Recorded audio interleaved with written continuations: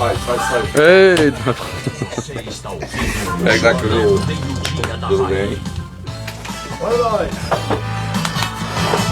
Live também? Muito boa tarde para você que sintoniza a Vale FM, meio-dia, 10 minutos aqui na 99,9 e a gente vai conversar dentro de instantes com o senador Camilo Santana, que gentilmente vem à Rádio Vale FM para conversar com a gente sobre a política aqui do Ceará, sobre as coisas do Cariri, num bate-papo bem legal daqui a pouquinho no nosso jornal Meio-Dia. Só dizer antes aqui que novamente não tivemos chuvas nas últimas 24 horas aqui no Ceará. Gente, e o calorão só aumenta. A tarde de hoje será com predomínio de céu sem nuvens em todo o estado. Neste momento, temperatura de 31 graus, umidade relativa no ar de 30% e a velocidade do vento é muito baixa, na razão apenas de 5 km por hora. Bom, e a gente já vai bater um papo aqui, começar a nossa conversa com o nosso convidado desta sexta-feira, senador Camilo Santana, ex-governador do estado do Ceará, ex-deputado, recentemente esteve como ministro da Educação. Senador Camilo, é sempre um prazer recebê-lo aqui na Vale FM. Boa tarde.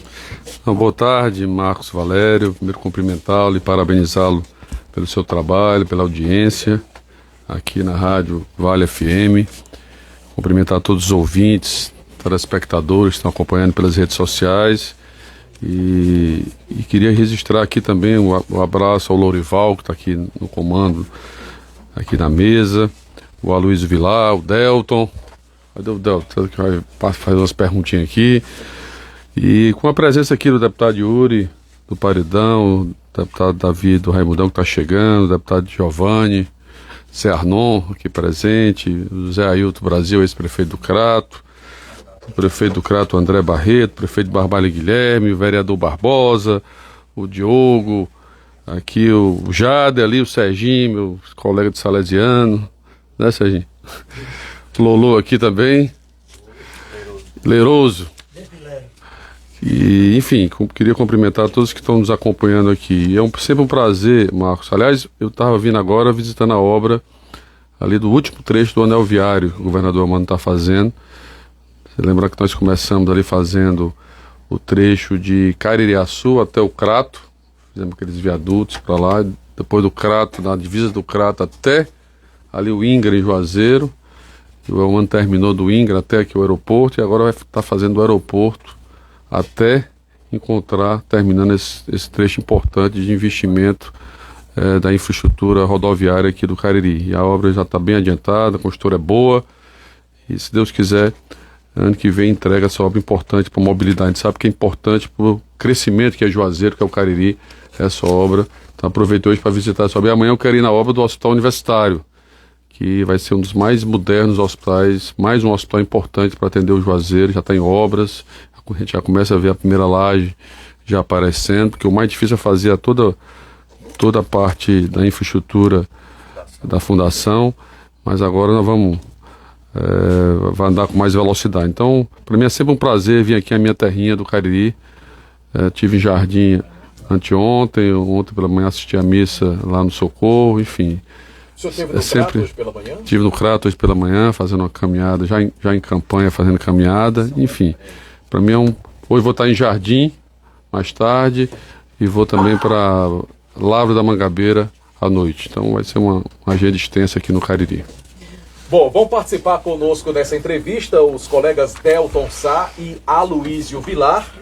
Mas eu quero, senador, trazer logo a primeira pergunta no âmbito da política. Na sua avaliação, qual a importância da região do Cariri no processo eleitoral que pode definir, inclusive, o resultado desta eleição aqui no Ceará? Não, o Cariri sempre, ele definiu muitas eleições no estado. Por exemplo, a minha primeira eleição em 2014, Marcos, eu perdi em Fortaleza, na capital, uma vantagem muito grande na época, era o Eunício, candidato. E foi o Cariri que me deu, assim, uma vitória estrondosa que fez com que eu pudesse reverter essa maioria do meu candidato adversário na época. Então o Cariri tem uma importância pela pujança, pela grandeza do Cariri, é muito importante e vai ser decisivo nessas eleições agora em 2026, não só para os seus deputados, que vão eleger deputados importantes que vão representar o Cariri, deputados federais, deputados estaduais. É importante sempre lembrar de votar em deputados aqui da região, para que a gente possa ter representatividade lá na Assembleia Legislativa. Eu me lembro que o Cariri uma vez sempre tinha, né, Arnon, 3 deputados federais aqui representando a região, e 5, 6, chegou até 8, até meu pai era um dos representantes, né? Na época era Carlos Cruz, Raimundão, Eudoro Santana, Giovanni, Weto Landim, tinha Vasquez Landim, Fabiola, enfim, teve uma época. Então é sempre importante, porque quando você tem uma representatividade na Câmara e na Assembleia, você define muitos interesses, briga pelos interesses da região do Cariri. Então é importante bons representantes aqui para a Câmara Alta e para a Assembleia Legislativa. Bom, lembrar que a gente também está ao vivo no Instagram da Rádio Vale FM para os nossos mais de 70 mil seguidores, no Instagram, @ValeFM99. O nosso estúdio aqui hoje está bem cheio, mas a gente vai dar um jeitinho aqui de ouvir o Delton e o Aloysio aqui. Delton, chega aqui, dê uma encostadinha aqui para você já fazer a sua primeira pergunta também. Boa tarde, Delton. Boa tarde para você, Marco Valério. Boa tarde, Camilo. Boa tarde, Yuri. Os prefeitos aqui, André Barreto, chegou agora o Guilherme lá do Papaya também. Aos ex-prefeitos Zé Ailton, Zé Arnon, ex-vice-prefeito Giovana, a todos, vereadores também, está aqui o Barbosa Neto. Mas, Camilo, eu queria voltar agora sobre a questão da campanha eleitoral. Muito se tem levantado sobre a questão de segurança pública no estado do Ceará. E eu ouvi uma fala sua importante, quando você diz assim, a gente precisa mostrar os investimentos que foram feitos. O senhor acha que existe uma concepção equivocada nesse sentido, porque os investimentos têm sido contundentes nessa área, Camilo? Não, Delton, eu queria, assim, de forma muito tranquila e muito transparente, conversar com meus conterrâneos do Cariri e respondendo a sua pergunta. Primeiro dizendo que as pessoas do Cariri me conhecem, sabem a minha história.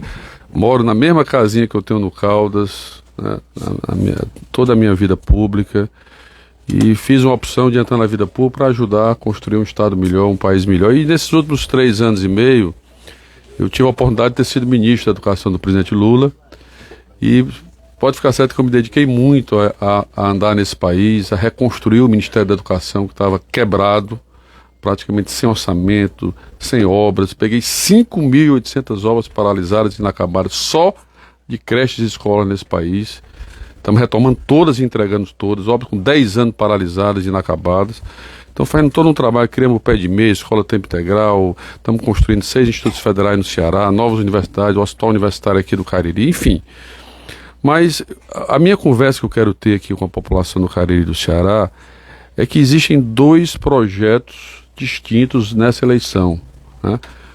De um lado, o candidato Ciro, que representa o bolsonarismo no Ceará, porque o Ciro mudou de lado. Porque às vezes é importante a população, por que o Cid Gomes não está do lado de lá e está do lado de cá? Porque esse sempre foi o nosso lado. O lado do presidente Lula, o lado do Cid, o lado do Camilo, hoje o lado do Elmano, sempre foi esse lado. Quem mudou foi o outro que se aliou a todos os bolsonaristas do Ceará, né? Para mim é o que há de pior na política, que eu pergunto o que essas pessoas contribuíram para a política no Ceará, porque são pessoas que têm mandatos, né? E eu quero deixar, Delta, aqui, vou já entrar na segurança, mas eu quero deixar aqui uma pergunta para vocês da imprensa, para o povo do Cariri. Vamos lembrar, e eu faço esse desafio, me mostrem uma obra, uma ação do governo Bolsonaro no Cariri, em Juazeiro, no Ceará, nos últimos 4 anos do governo dele. Eu fui perseguido. Você sabe quanto é que eu recebi para pagar minhas obras da educação, das escolas que eu construí aqui, que eram conveniadas com o governo federal? 0. Eu preciso entrar na justiça. Vá perguntar a um prefeito, qualquer prefeito do Brasil, se ele deixou de receber as verbas dos recursos das obras, das escolas, das creches, independente qual é o partido dele. Podia ser do PL ao PSOL, mas recebia. Porque eu acho que depois que você é gestor de todos. E o que está em jogo são as pessoas que precisam da política pública, seja ela federal ou seja ela estadual.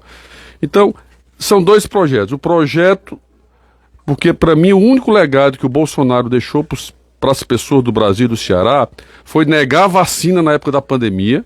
É bom as pessoas lembrarem, porque às vezes não lembram do passado. Passado tão recente. A gente viveu uma das maiores calamidades sanitárias, né? Crise sanitária da humanidade, onde milhões de pessoas morreram no mundo inteiro, e tivemos um presidente da República que negou a vacina e que ria das pessoas morrendo. E quando ele estava aqui agarrado, quem é médico, o Arnon aqui é médico, sabe, Giovanni é médico, sabe, né, da importância, o que é de mais importante é a vida das pessoas. E nós lutamos muito para ampliar a lei de UTI, eu comprei o hospital, ampliamos a lei de UTI, para garantir que as pessoas pudessem ter assistência. Então, para mim, foi o único legado. Se você for olhar obras estruturantes do Ceará, a Transnordestina, que sai daqui do Cariri até o Porto Pecém, passou os 4 anos parado no governo Bolsonaro. Não botaram um prego numa barra de sabão. Criaram um programa Casa Verde e Amarela, me mostra uma casa construída. Aliás, deixaram os programas do Minha Casa Minha Vida paralisados. Estão sendo foram retomados agora no presidente Lula. E aqui quase, se não me engano, quase 400 casas estão sendo construídas aqui em Juazeiro, só em Juazeiro. 808. Aliás, 800 casas, 808 sendo construídas aqui em Juazeiro do Norte, porque são 2 empreendimentos, né?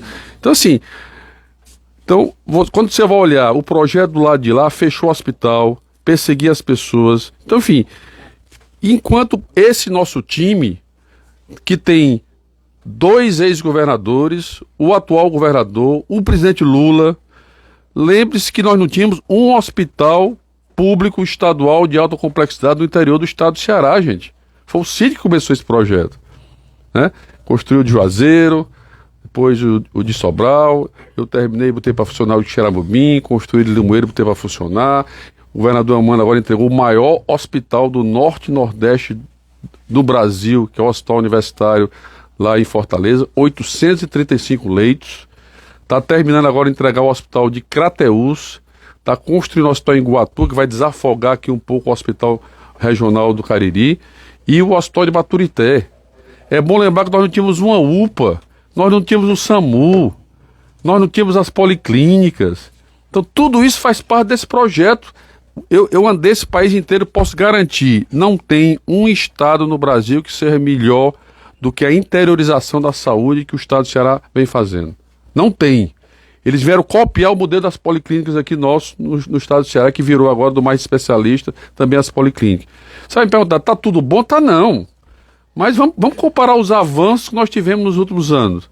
Porque a política, muitas vezes a política do interior de saúde, era botar o doente dentro de uma ambulância e mandar para Fortaleza. Em muitos municípios do interior, a política era essa. Então, assim, nós trouxemos agora, o governador Amando trouxe o tratamento do câncer lá para Brejo Santo, levou o tratamento do câncer para Crateús, levou o tratamento do câncer para Limoeiro do Norte, levou o tratamento do câncer para Xeramubim. A gente só tinha em Fortaleza ou aqui no Hospital de Barbalha, que tem parceria com o Estado. Então, assim, e aí se você for falar em qualquer área, o Ceará tem a menor taxa de desemprego da série histórica. Pouco mais de 5% de pessoas desempregadas no Ceará. O Ceará reduziu 35% a extrema pobreza. O governador Amando criou o Ceará Sem Fome com 1.300 cozinhas comunitárias implantadas em todos os municípios do estado do Ceará. Nós estamos universalizando a escola tempo integral. 182 municípios têm escola de tempo integral e 152 já é 100% integral no ensino médio do estado do Ceará. Distribuição de tablet. E veio o pé de meia do presidente Lula que nós criamos. 390 jovens hoje no Ceará estão recebendo o pé de meia para não abandonar a escola, porque a coisa mais importante para as pessoas terem expectativa de vida, ter um futuro bom, é a educação. Eu vou dar um dado, Marcos Valério e Del. Desculpa, eu estou alongando demais, mas é bom a gente falar. Quando eu cheguei no Ministério, o Brasil perdia 580 mil jovens saía da escola pública do ensino médio por ano, gente. Pode isso? Isso é uma coisa para a gente se indignar. O que um pai e uma mãe mais quer dos seus filhos é que ele possa ter uma boa educação, possa ter ir para uma universidade, possa ter um futuro melhor. É que mais um pai e uma mãe, quem é pai aqui sabe o que significa isso. Quem foi na história do Brasil que deu oportunidade para um filho de um pedreiro, de um eletricista, virar doutor na universidade. Porque a universidade era só nas capitais. E só quem tinha direito a ir para a universidade, Arnon, era quem estudava em escola privada, particular, boa, que passava no vestibular e ia para a universidade federal, que eram as melhores. Hoje não. O presidente Lula interiorizou as universidades. Aqui nós temos a Universidade Federal do Cariri.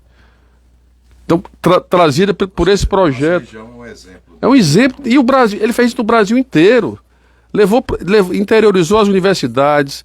Agora nós estamos construindo um hospital federal, aliás, construindo um hospital veterinário lá no Crato, construindo um campus novo da UFCA em Barbalha, construindo um hospital universitário aqui em Juazeiro do Norte, um hospital de alta complexidade. Vai ter até robótica nesse hospital, que é um hospital de formação de profissionais médicos, né?